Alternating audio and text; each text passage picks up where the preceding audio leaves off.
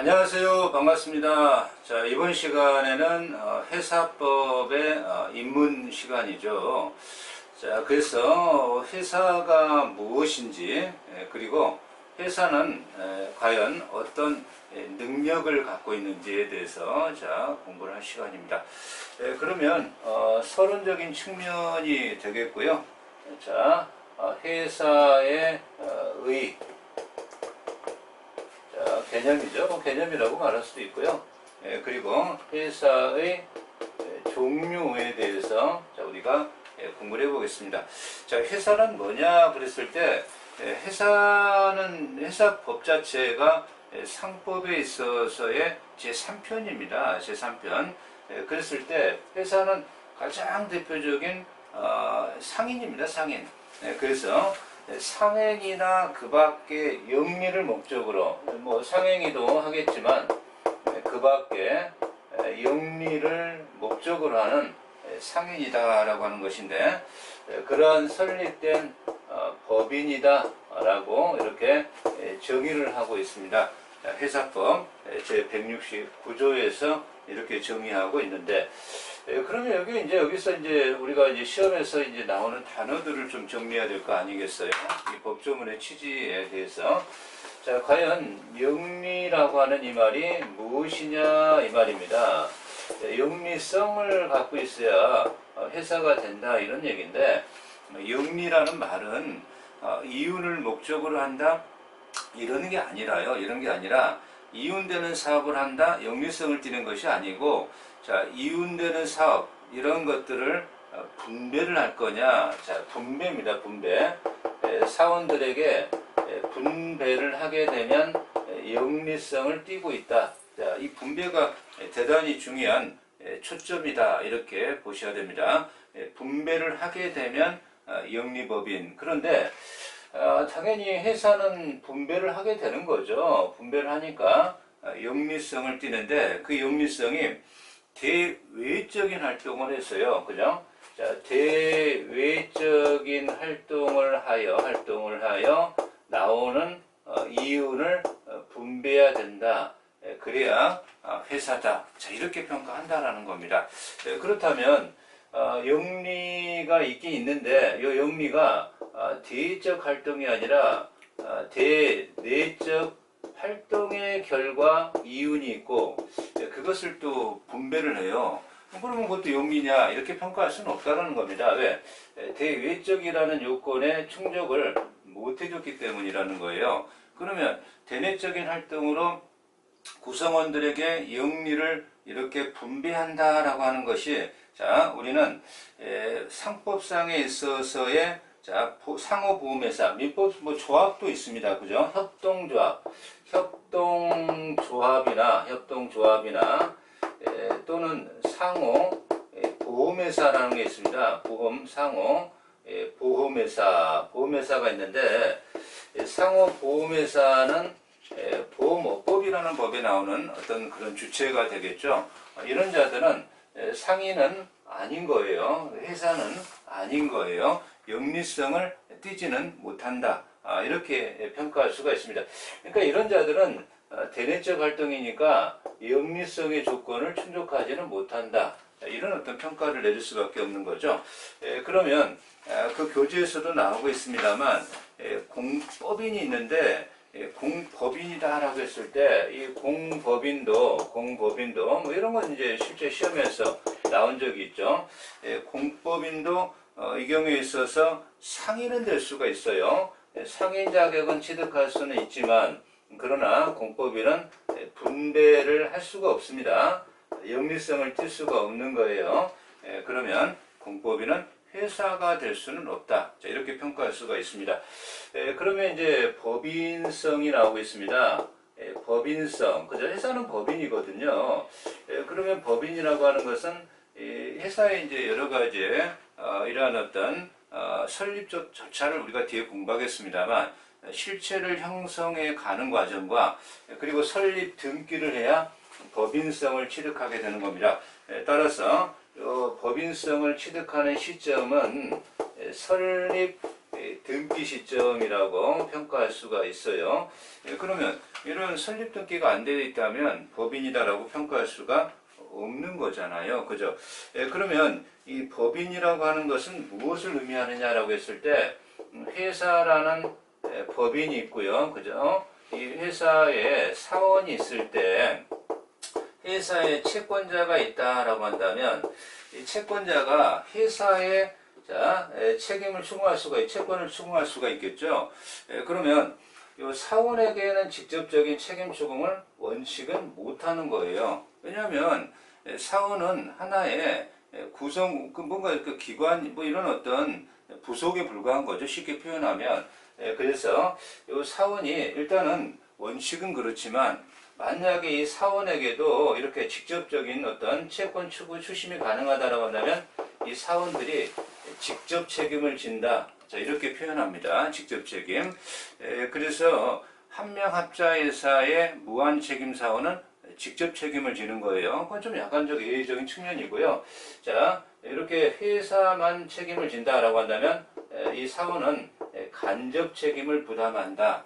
직접과 간접의 용어가 굉장히 우리에게 중요하니까 그렇게 좀 익혀 놓으시고요. 자, 그리고 법인이다라고 한다면 사단법인과 재단법인이 있는데 이 회사는 사단법인입니다. 사단성이라고 표현하는데요. 사원의 모임을 사단성이다 이렇게 평가하는데 그런데 최근에 이 회사법에서 회사의 사단성의 조문을 폐지했어요. 법 조문을 폐지했기 때문에 그러면 이제 사단성은 이제 폐지된 거냐? 그렇지는 않고요. 학자들이 조문만 폐지했지만 실질적으로 사단성은 유지가 되고 있다. 자, 이렇게 평가하고 있습니다. 자, 그런 내용들이 혹시 뭐 출제될 수 있는 소지가 있으니까 자, 그렇게 기억하시면 되겠고요. 자, 준칙성이 나오고 있죠. 자, 교재로는 5번이네요. 4번째는 네 번째는 상인성. 뭐 상인 맞고요. 그죠? 다섯 번째는 준칙성이다라고 하는 건데 회사의 설립 절차 과정에 법이 정한 엄격한 절차에 따른다. 이것을 준칙. 자, 이렇게 표현하게 되는 겁니다. 그러면 이제 우리가 회사의 어떤 기본적 개념을 접근을 했어요.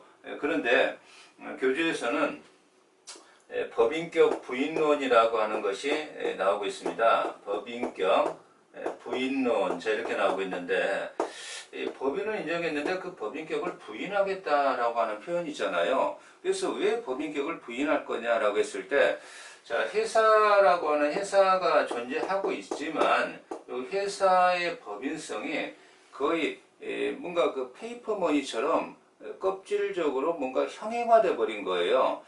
그리고 우리가 이제 이 회사에 있어서의 책임, 이 사원의 책임은 뭐 물적에서는 간접 책임이고요. 그리고 사원은 출자 가액 한도 내에서 가액 한도 내에서 회사의 채권자에게 책임을 부담하는 유한 책임이다라고 하는 거예요. 유한 책임. 물론 무한 책임 사원도 한명합자에 가면 나오게 됩니다. 그렇긴 하지만 유한 책임이다라고 하는 거예요. 유한 책임. 그러면 회사에 있어서의 회사에 설립된 사원, 뭐 주주라고 평가할 수도 있고, 뭐 대주주라고 할 수도 있고, 자, 이런 자들이 이 회사의 법인에 있어서 채권자들의 채권 면탈 이런 측면이라든가 책임 회피 이런 측면으로 회사에 있어서 책임을 지니까 채권자들은 사원에게 직접적 물적에서는 직접적 책임을 추궁할 수가 없는 것이고 또 사원들은 유한 책임을 부담한단 말이죠. 물적회사라면 그러면 회사가 뭐 보니까 껍데기밖에 안 남고 그러한 경우에입니다. 그러한 경우에 요 법인격을 박탈하는 법리가 아니에요. 법인격을 부인했다라고 해서 이 법인격을 부인했다라고 해서 회사의 책임이 면제되는 것도 아닙니다. 일단은 회사의 법인격을 부인해서 이 사원의 이 책임을 부담시키자라고 하는 이런 어떤 이론을 법인격 부인론이다라고 말하고 이 법인격 부인론은 그 회사의 법인격을 박탈하는 법리가 아니고, 그리고 그러한 이 법인격이 부인됐다라고 해서 그 이후에 모든 절차에 법인격을 부인하는 법리가 아닌 것이고, 그 당해 사안에서만 법인격이 부인돼서 이자를 드러내서 이자에게 책임을 부담시키자라고 하는 이론을 우리가 법인격 부인론 이렇게 표현합니다. 그 의의를 제가 한번 읽어드리면, 회사의 법인격이 남용된 경우에 법인격을 박탈하지는 않는 거예요. 법인격을 박탈한다, 이 지문이 틀렸다라고 하는 거예요. 그죠? 핵심일 수가 있죠.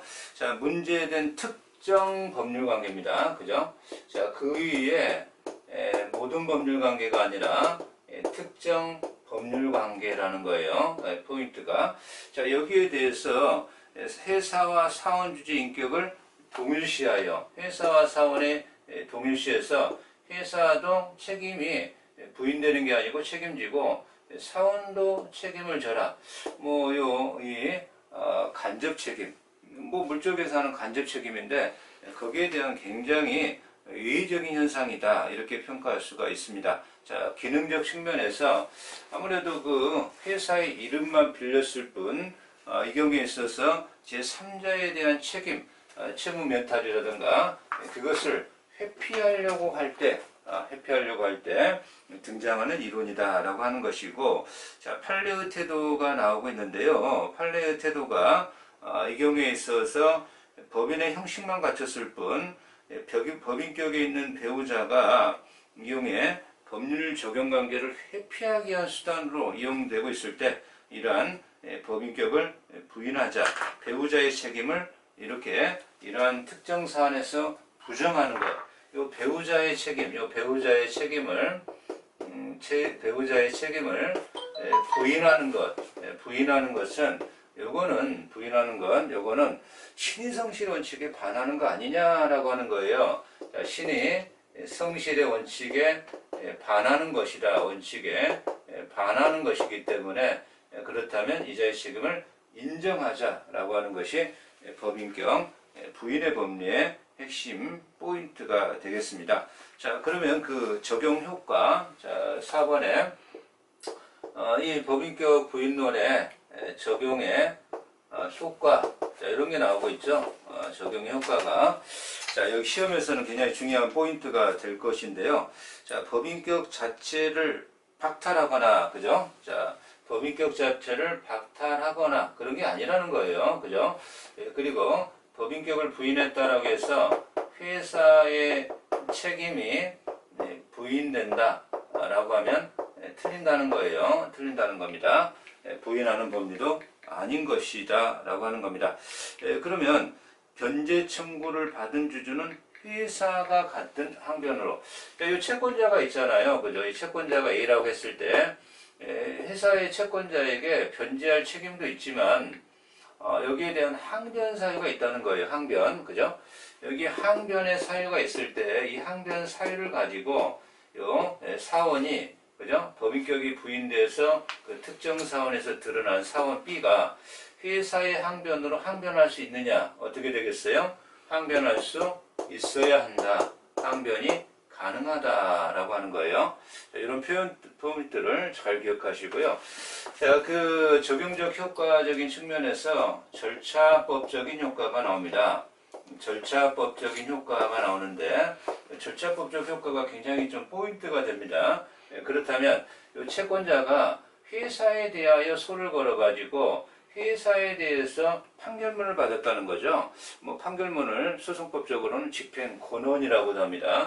그냥 판결문이라고 하겠습니다. 집행권원, 그죠? 판결문, 회사에 대한 판결문으로 바로 사원에게 집행이 가능한가? 그건 안 된다는 거예요.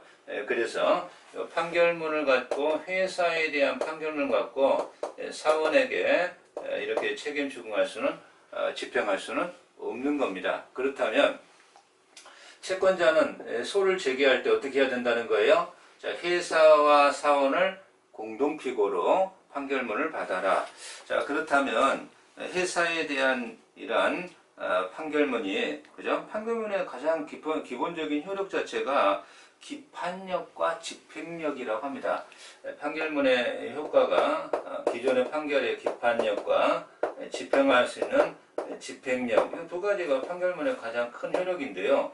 자, 회사에 대한 판결로 이 경우에 상원의 기판력과 집행력이 미칠 수가 없다라고 해야 맞는 것이지, 있다라고 하면 틀린다는 것을 잘 조심하시기 바랍니다.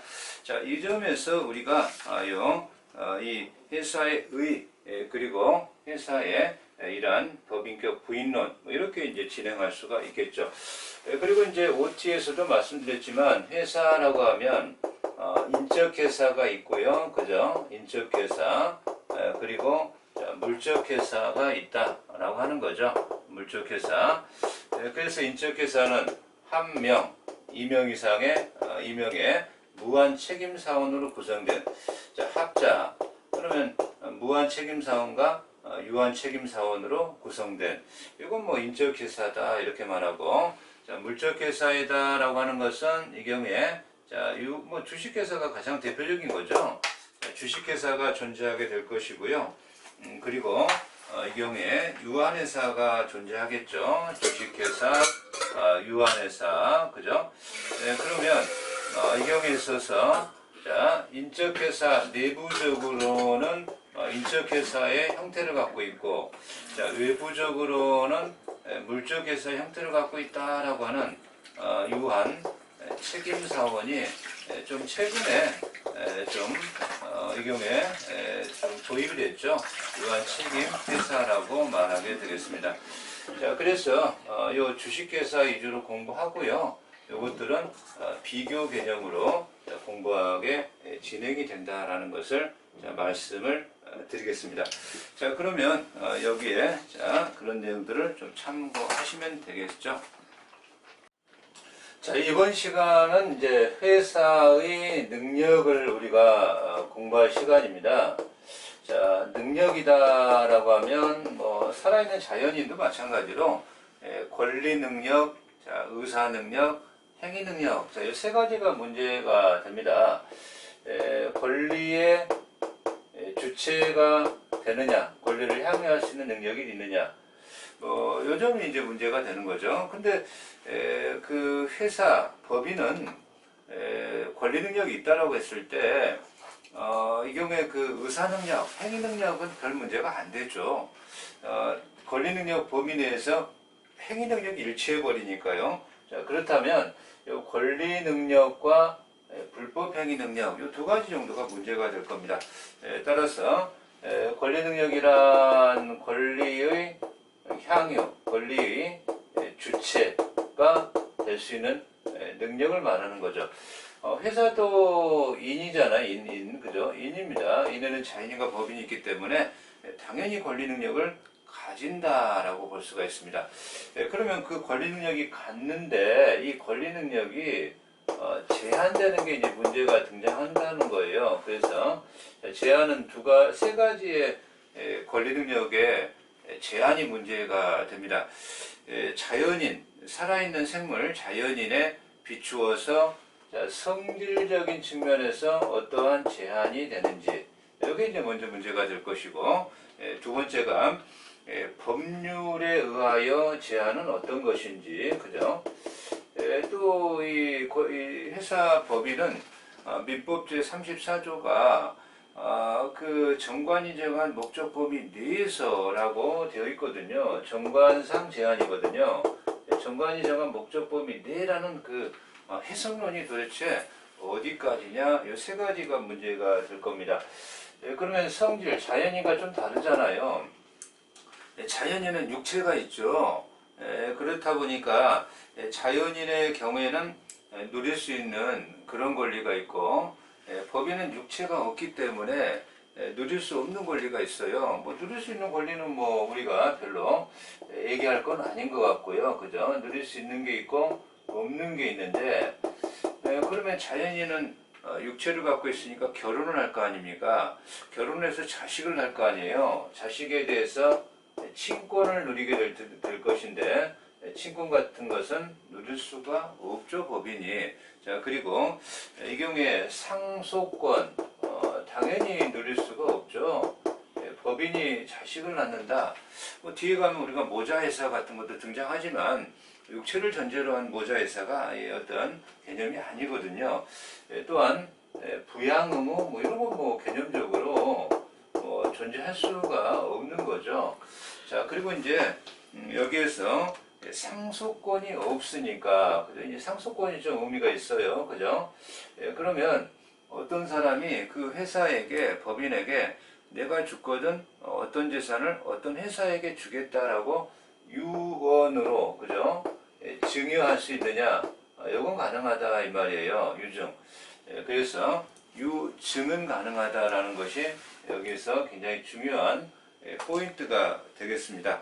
자, 그런데 회사가 성질적인 측면에서 지배인과 같은 상업 사용인이라고 합니다. 사용인.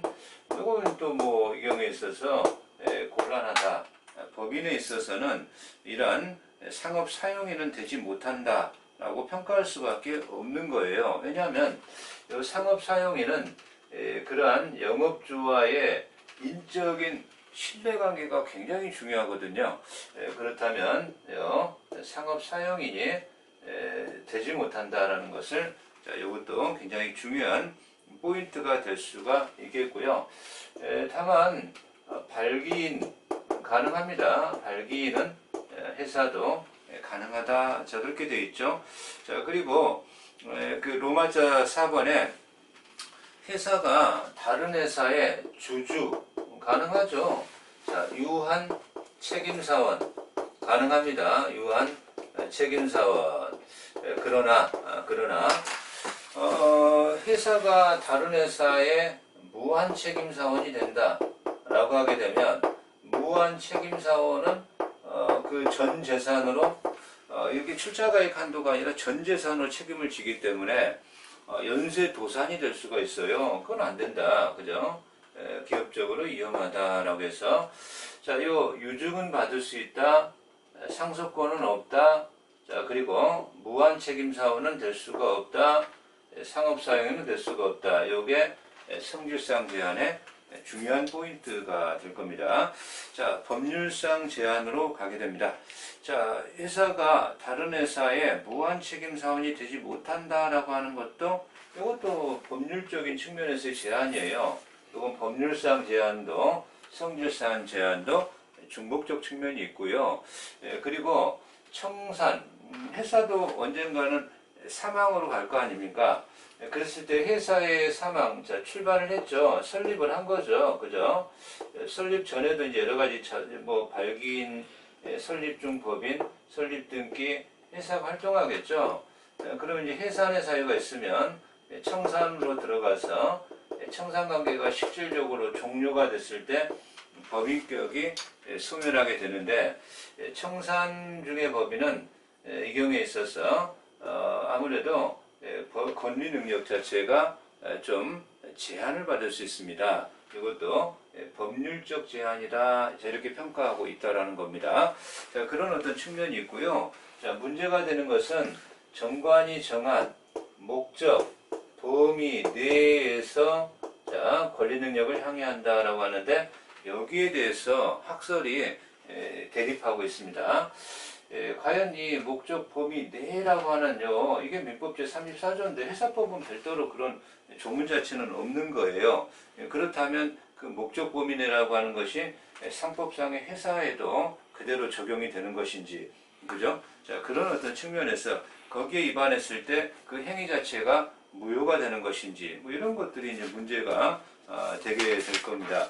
그러다 보니까 학설적인 측면에서 그 목적 범위 내라고 하는 것에 제한을 받는다라고 하는 제한설이 있고, 그러한 목적 범위 내라고 하는 것은 민법의 조문에 불과한 것이고 회사법에까지 영향을 미칠 수는 없다라고 해서 제한받지 않는다라고 해서, 자, 무제한설이 이렇게 두 가지가 대립하고 있고, 과연 판례는 어디냐? 판례도 이제 제한설을 취하고 있습니다만 판례의 태도가 좀 특이한데요. 그죠?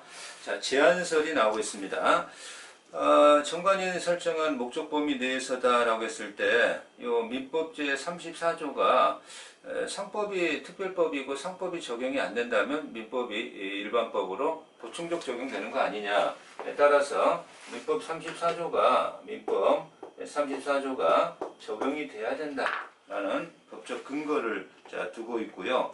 자, 그리고 이 경우에 있어서 사원이 출자가액 한도 내에서 책임을 진다라고 하는 건데, 출자가액 한도 아닌 쪽으로 예측하지 못했던 것에 대한 책임을 져서는 안 된다. 그죠? 자, 불이타 방지라고도 이렇게 또, 이 어떤 측면으로 이렇게 얘기할 수가 있겠고요. 자, 세 번째로는 정관에 정한 범위라고 했을 때, 등기를 통해서 공시가 되므로 이 경우에 제3자에게 손해를 줄 염려는 없지 않느냐, 뭐 이런 어떤 것을 근거로 제한설이 주장되고 있고요. 자, 무제한설이라고 하는 것은 이 경우에 민법 제34조라고 하는 요 민법 제34조 정관이 정한 설정 범위 목적 내 이 조항 자체가 공익법인을 전제로 한 설정된 조문 아니냐. 그래서 영리법인에게까지 이 조문이 따라와서는 안 되지 않느냐, 뭐 이런 것을 근거로 하고 있고요. 아무래도 그 제한설적으로 정관이 정한 목적 범위 내라고 했을 때, 그러면 거래 안전을 해칠 수가 있지 않느냐, 거래 안전을 근거로 무제한설을 취하는 견해가 있고요. 뭐 일단 이 무제한설과 제한설의 대립 자체가 되고 있습니다만, 판례는 제한설의 입장입니다. 판례는 제한설의 입장을 가지고 있는데, 판례가 이제 특이한 게, 판례가 이렇게 나오고 있는데요. 제한설입니다. 그런데 현 판례는 목적 범위의 행위를 판단함에 있어서 정관의 명시적인 목적 자체뿐만 아니라 그 목적을 수행하는데 직접 간접적 행위까지, 여기 간접이라는 얘기까지 좀 넓혀버린다는 얘기예요. 그래서 제한설을 취하는 듯 하면서 실질적으로는 무제한설이다. 실질은 무제한설에 접근하고 있다. 뭐 이렇게 또 뭔가 이렇게 좀 중도적인 입장이기도 할 수 있습니다. 그죠? 자, 그러면 판례 공부했고요. 회사의 행위 능력은 권리 능력 범위 내에서 행위 능력이 일치합니다. 행위 능력. 그래서 법인의 회사의 경우에는 행위 무능력, 제한 능력 이런 게 필요가 없는 거예요. 이런 게 필요가 없습니다. 자, 그렇다면 이제 문제가 회사의 불법행위 능력이 나오고 있죠. 그죠? 자, 회사의 불법행위 능력인데요. 이 회사의 불법행위 능력이 좀 포인트가 될 수 있습니다. 자, 회사가 있다라고 했을 때 법인이죠. A라는 회사가 있다, 법인이 있다. 그러면 회사는 육체를 갖고 있지 않기 때문에 불법행위를 저지를 수 있느냐라고 했을 때, 일단 요건 자체가요, 그죠? 회사의 대표 기관이, 그죠? 대표 기관이어야 됩니다. 그러면 대표 기관이 아닌 감사, 지배인, 상업 사용인들의 불법행위는 회사의 불법행위가 아니라는 거죠. 자, 대표 기관이에요. 이 불법행위 능력의 첫 번째 요건이. 자, 두 번째, 직무에 관련해서입니다. 직무 관련성, 그죠? 그래서 세 번째가 민법 750조에 고의과실로 타인에게 재산상 손해를 끼치는, 그죠? 민법 750조에 불법행위에 요건을 충족해 주는 거죠. 요건 충족, 그죠? 이 요건을 충족했습니다. 회사 A의 대표기관 B가 출퇴근 중에, 퇴근 중에 C라는 자의 큰 포장마차를 운영하고 있는데, A를 추돌해가지고 큰 재산상 손해를 끼친 거죠. 자, 그러면 어떻게 된다는 거예요? 이 대표 기관이고, 퇴근 경우에는 직무 관련성인데, 직무 관련성은 어떻게 판정할 거냐라고 했을 때, 판례는 외형 이론입니다. 외형 이론.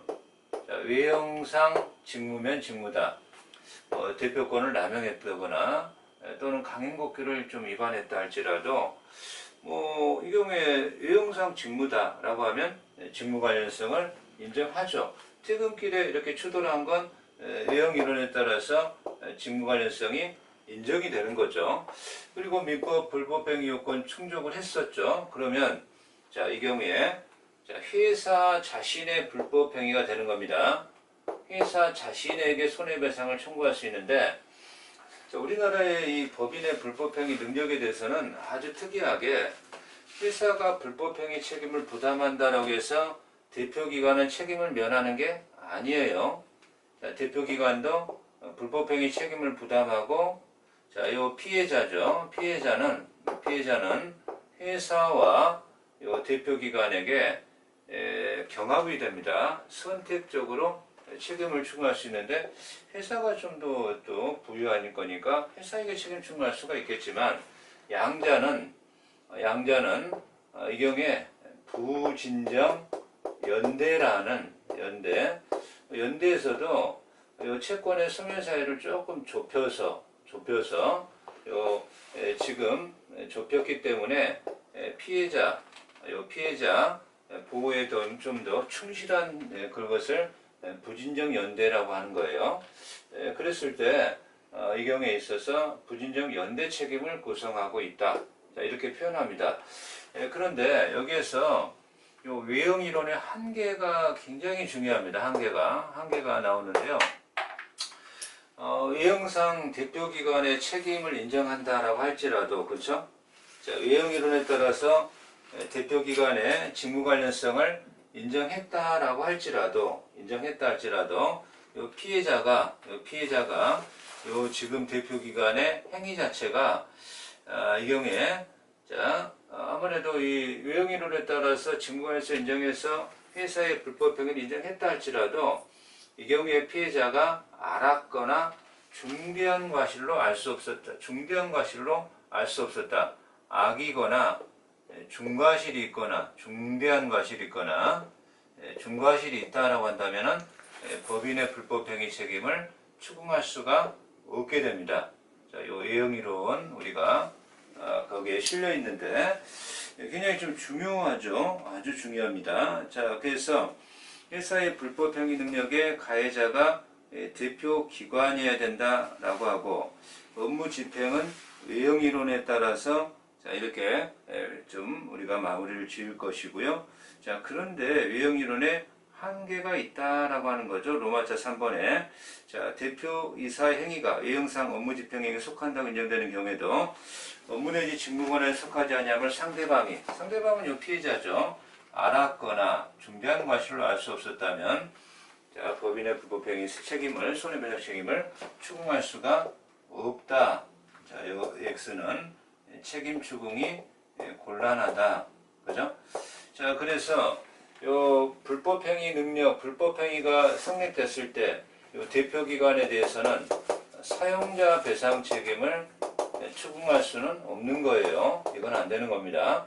사용자 배상 책임은 대표기관이 아닌 자, 감사, 지배인, 그죠? 피용자. 자, 교재 가해자가 대표기관이 아닌 경우, 대표권이 없는 이상, 대표권이 있어야 되는데 없으니까, 자, 대리인에 불과한 상업 사용인, 단순한 피용자, 이자들은 사용자 배상이 문제가 되지, 법인의 불법행위가 문제되는 것은 아니다라는 것을 자, 염두에 두시기 바랍니다. 자, 이번 시간은 여기서 마칩니다.